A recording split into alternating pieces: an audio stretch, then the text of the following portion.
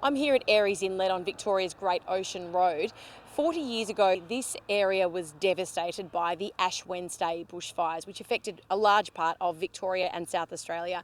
Here to tell me more about it is Howard Hughes.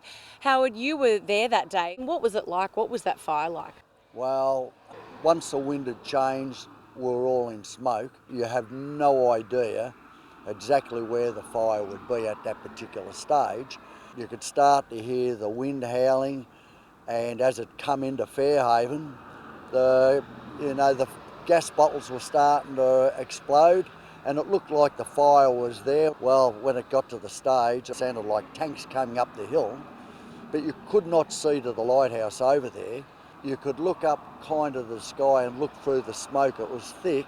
There was still people trying to come this way. It got that windy, that strong, that we're sitting out on the road, and we looked up and there was a whole roof of a house. I mean, probably a 13 square house, zigzagging, coming across coming down towards us, and we're running from one side to the other. Had no idea, and it went straight across over our heads and went straight through the fire station. I had no idea where anybody it was and whether my wife and 3 kids had got out. And they had? They had. I only knew the next morning. I come in for a breather, and morning news had come in, and on the second page in was my wife and eldest son in the arms of a mother at the Salvation Army from in Geelong. What did Aireys look like in those days after the It was fire? all white. It was just all white ash. How do you reflect on that bushfire 40 years on? The town's grown pretty good.